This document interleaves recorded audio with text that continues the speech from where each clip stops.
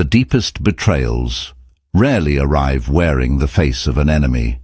They usually arrive wearing the smile of someone you trusted, someone who knew your stories, someone who celebrated your victories, someone who sat at your table and knew exactly where your heart was unguarded. That's why betrayal feels different from ordinary disappointment. A stranger can hurt your feelings, but only someone you've welcomed into your life can break your trust. Have you ever looked back at a relationship and wondered, when did everything change? The truth is, it rarely changes in a single moment. Most betrayals begin quietly, long before they're visible. The hardest part about betrayal isn't what people did. It's realizing how long the truth had been standing in front of you while you were still looking at the smile. Trust does something remarkable to the human mind. It allows us to rest. When someone has shown us kindness over and over, we stop examining every word, every gesture, every silence, and that's not foolish. That's how healthy relationships are meant to work. Imagine having to question every smile, every promise, every conversation. You wouldn't have relationships, you'd have investigations. Trust isn't weakness. It's one of the bravest things human beings ever choose to give, which is exactly why betrayal leaves such a deep wound. It doesn't just break a relationship, it temporarily shakes your confidence in your own judgment. You begin asking, how did I not see it? Isn't it interesting? We almost never blame ourselves for believing a sunrise will come tomorrow. Trust works much the same way. It isn't built because we're naive. It's built because most of the time, people really are worthy of it. That's why betrayal feels so extraordinary. It violates something we naturally hope is true. Most betrayals don't begin with hatred. They begin with comparison. At first, someone celebrates your success. They clap when you win. They tell others how proud they are of you, but quietly. Another conversation begins, not out loud, inside. They start measuring their life against yours. Your promotion becomes a reminder of where they feel stuck. Your peace reminds them of the storms they still carry. Your confidence quietly shines a light on the doubts they never resolved. That's the tragedy of comparison. It rarely attacks the person we compare ourselves to. It attacks our own peace first. And if that pain is never faced, it can slowly become resentment. Carl Jung believed every person carries a shadow, not a monster, but the parts of ourselves we struggle to face, the fears we hide, the envy we deny, the disappointments we bury. Most of the time, those hidden emotions remain quiet, but sometimes another person's life accidentally shines a light on them. Imagine two people playing chess. One quietly improves year after year, the other never studies the game. Eventually, every move on the board becomes a reminder of what they avoided. At that point, it's easier to resent the player than to confront the choices they never made. Jung believed this is one reason projection exists. We often place on others the conflict we cannot yet resolve within ourselves. Think about how often we admire someone until they become a reminder of the life we wanted for ourselves. That's one of the hardest truths about envy. It rarely begins with disliking another person. It often begins with quietly grieving the person we hoped we would become. Betrayal almost never begins with one dramatic decision. It begins with moments so small, they're easy to dismiss. A compliment that suddenly feels forced, a celebration that feels quieter than before, a joke that carries a little more sharpness than warmth, a silence where encouragement used to be. None of those moments prove betrayal. On their own, they may mean nothing at all. But when someone's hidden resentment continues growing, those tiny moments begin connecting until one day, the picture finally becomes visible. That's why betrayal often feels shocking, Not because the warning signs never existed, but because they only make sense after the story is already over. But here's the question that haunted me the longest. Was I betrayed because I trusted too much, or because I couldn't bear to imagine that someone I loved was quietly changing? The answer: changed everything I believed about trust. For a long time, I believed I had failed. I replayed every conversation, every memory, every decision, looking for the moment I should have known. Maybe you've done that too. Maybe you've asked yourself, how could I have been so blind? But Carl Jung reminds us of something remarkably compassionate. We don't only see the world through our eyes, we also see it through our hopes, through our love, through the meaning we've attached to people.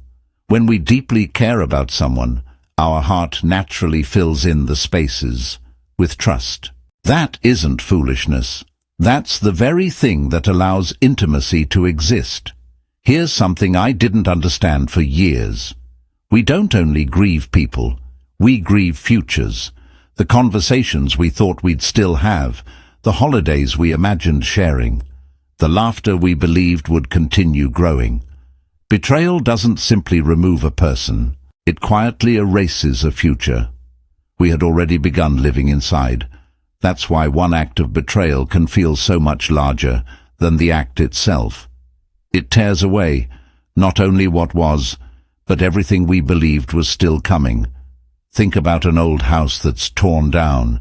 Sometimes we don't miss the building, we miss the life we imagined living inside it.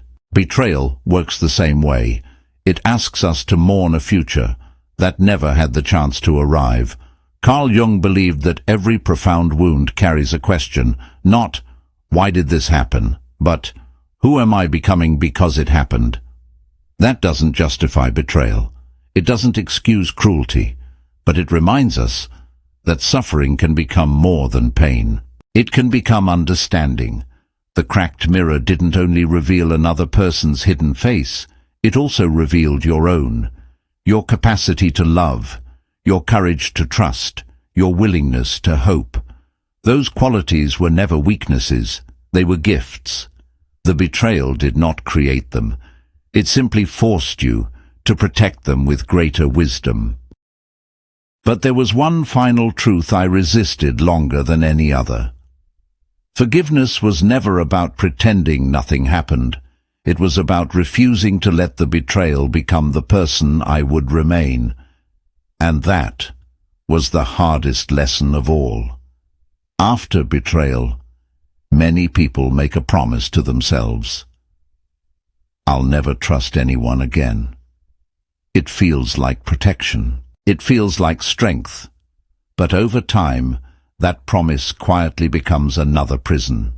Because when one person breaks your trust, it's tempting to put the whole world on trial. Every smile becomes questionable. Every kindness feels suspicious.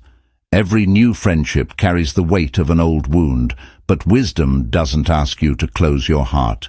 It asks you to stop ignoring what your heart already knows.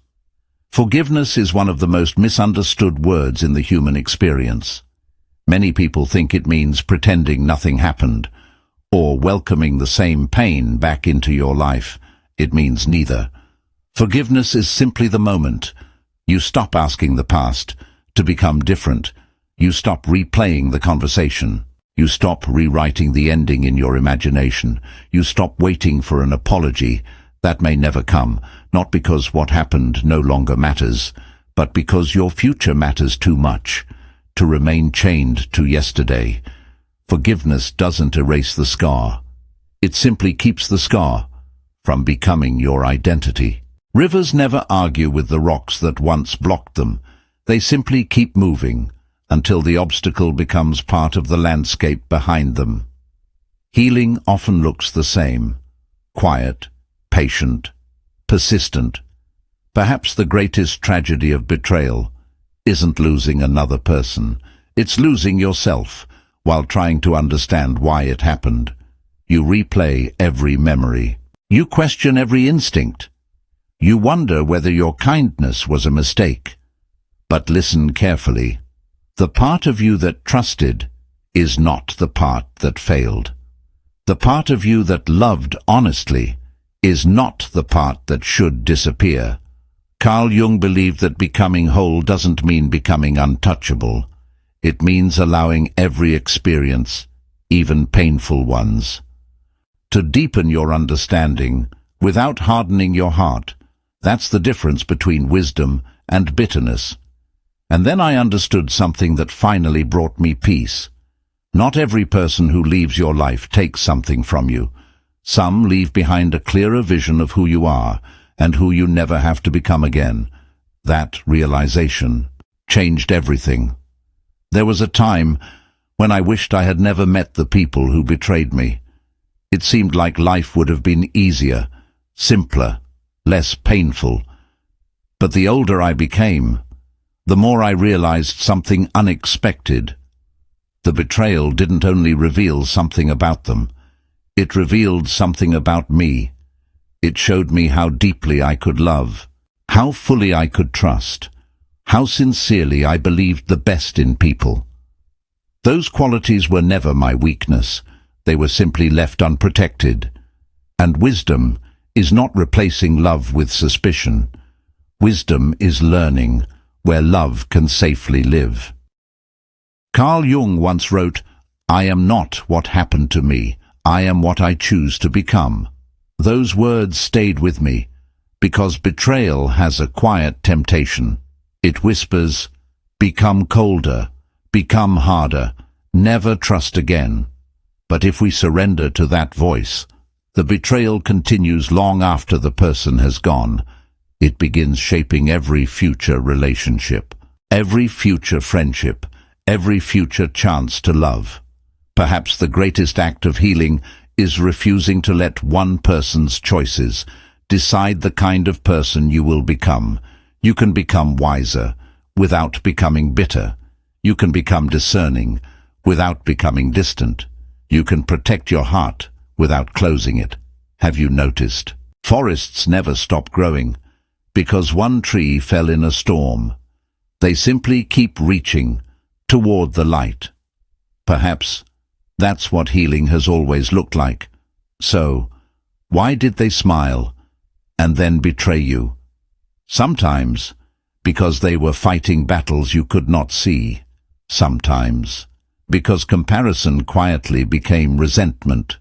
Sometimes because they chose a path that had nothing to do with your worth.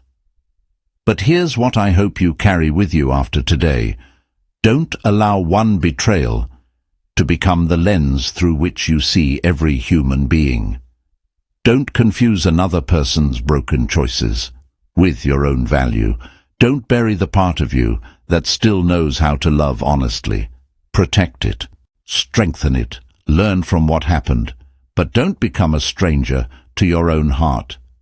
Because the deepest victory after betrayal isn't proving the other person wrong. It's waking up one morning and realizing they no longer have the power to decide who you are. The mirror still carries its cracks, but now, when you look into it, you don't see the person who betrayed you. You see someone who survived, understood, and chose to keep becoming whole. Before you leave, I'd like to ask you something. Was there a betrayal that changed the way you saw people? And looking back now, did it make you harder or did it make you wiser? Share your story below. Your experience may help someone else who is still trying to make sense of their own. And if this film reminded you that healing doesn't require giving up your humanity, I'd be honored to have you join me for the next journey.